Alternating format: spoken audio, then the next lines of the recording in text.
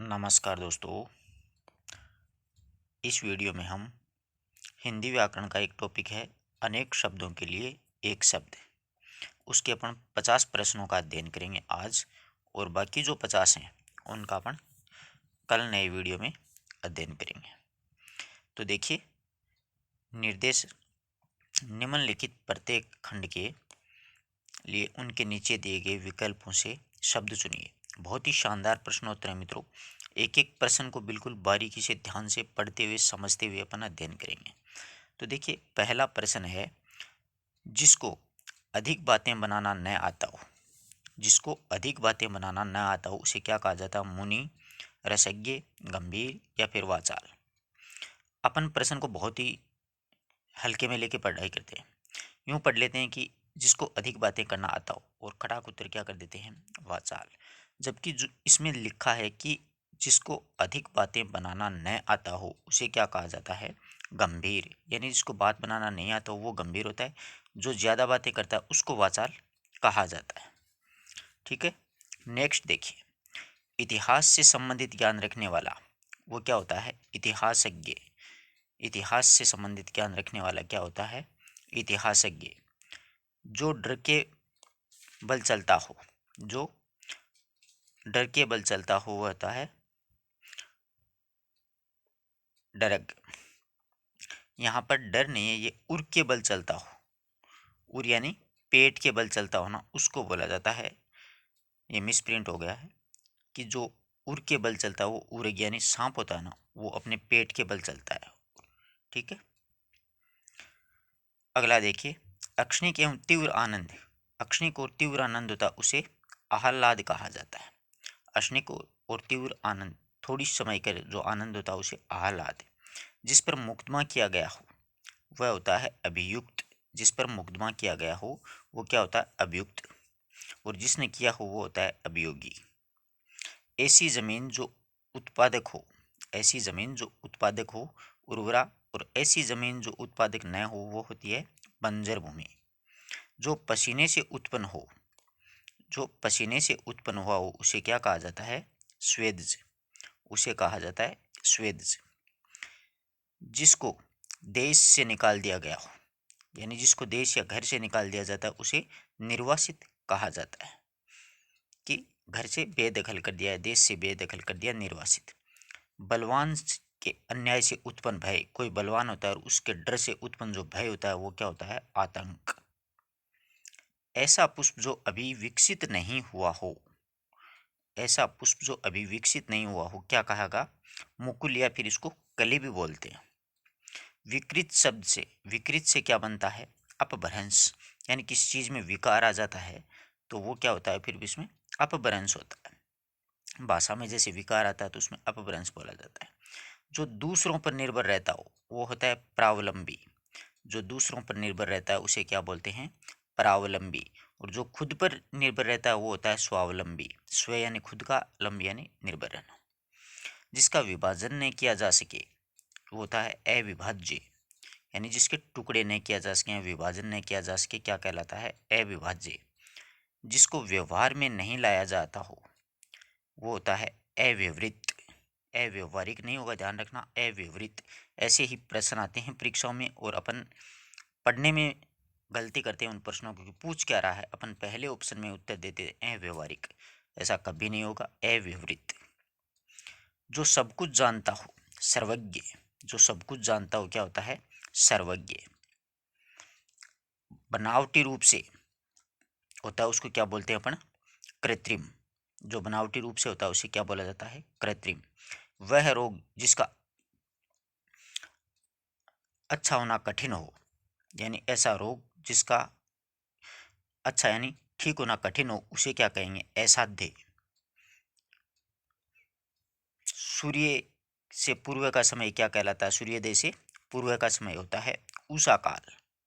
ठीक है, निश्चित समय अवधि में होने वाला आदेश, निश्चित एक समय अवधि में एक आदेश होता है उसे अध्यादेश बोला जाता है।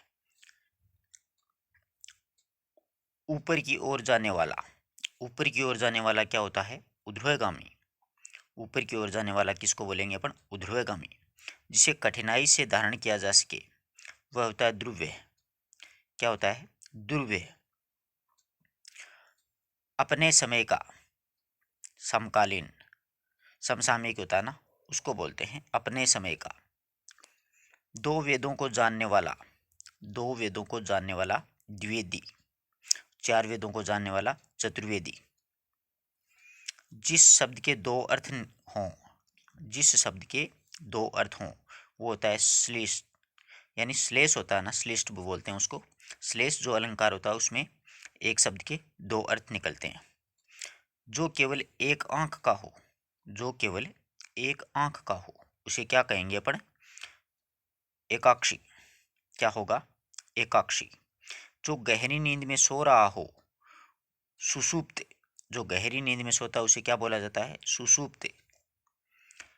निर्धनों को निःशुल्क भोजन, ये होता है सदाव्रत। निर्धनों को निःशुल्क भोजन देने वाला क्या कहते हैं? सदाव्रत। जिसका भेदन नहीं किया जा सके वो होता है अभेद्य, यानी जिसको भेदना कठिन हो यानी अभेद्य होता है। जिसका त्याग न किया जा सके अपरिहार्य, जिसका त्याग न किया जा सके अपरिहार्य। ऐसी उक्ति जो परंपरागत हो, ऐसी उक्ति जो परंपरागत हो, अनुश्रुति बोलते हैं ना अपन, कि कई पीढ़ियों से चलती आ रही बात होती है, उसको अनुश्रुति। जिसका उत्तर न दिया गया हो, जिसका उत्तर न दिया गया हो, अनुत्तरित। बिना देखे देख रेख का जानवर, बिना देख रेख का जानवर होता है वो होता है अनेर। क्या बोलते हैं? अनेर। जिसे अपने पद से हटा दिया गया हो वो होता है विस्थापित। क्या होता है? विस्थापित। दूसरे के बच्चे का लालन पालन पोषण करने वाली स्त्री, दूसरे के बच्चे का पालन पोषण करने वाली स्त्री क्या होती है? दाई। जिसका भेदन नहीं किया जा सके, जिसका भेदन नहीं किया जा सके अभेद्य। वह स्त्री जिसे पति ने त्याग दिया हो वह होती है परित्यक्ता। उस स्त्री को क्या बोलेंगे? परित्यक्ता नारी।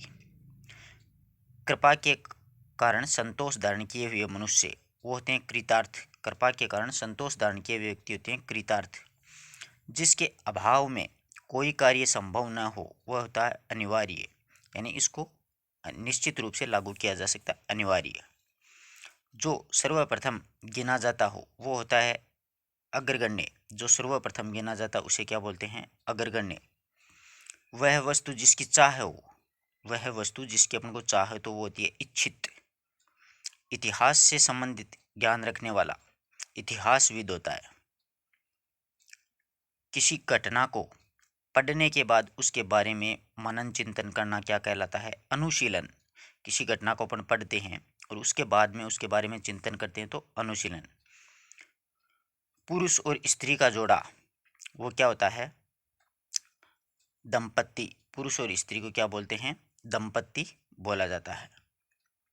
वैसे दंपति पति पत्नी को भी बोला जाता है। वह सामग्री जो हवन के लिए हो वह होती है हवि। प्रसाद के अंदर का भाग, प्रासाद यानी मतलब महल के अंदर का भाग होता है उसको अंतःपुर बोलते हैं। जैसे रानियां वगैरह जो रहती थी पुराने ज़माने में उन्हें अंतःपुर बोला जाता है। रानियों का महल भी अंतःपुरी कहलाता है। विवाहिता पत्नी से उत्पन्न संतान वो होती है ओरस। विवाहिता पत्नी से उत्पन्न संतान को ओरस बोला जाता है। ऐसा नाटक जिसमें गीतों की बहुलता हो वो होता है गीति नाट्य। वह स्त्री जिसकी कोई संतान नहीं हो वो होती है बांझ। उसको क्या बोला जाता है? बांझ। पार गया हुआ, पार गया हुआ होता है वितीर्ण। क्या होता है? वितीर्ण। जिसके आर पार देखा जा सके वो होता है पारदर्शी। जिसके आर पार देखा जा सके क्या होता है? पारदर्शी। किसी के ज्ञान योग्यता कुशलता आदि को परखना वो होता है परीक्षण। जो दूसरों के दोष ढूंढता हो वो होता है छिद्रान्वेषी। यह प्रश्न कई बार पूछा गया है कि दूसरों को के दोष ढूंढता हो उसे क्या कहते हैं? छिद्रान्वेषी। तो आज अपन ने करीबन 50-52 प्रश्नों का अध्ययन किया है। आशा करता हूँ कि हर एक प्रश्न आपको अच्छा लगा होगा। इस प्रकार के प्रश्न अक्सर परीक्षाओं में पूछे जाते हैं। नेक्स्ट जो वीडियो होगा उसमें अपन 50% और लेंगे।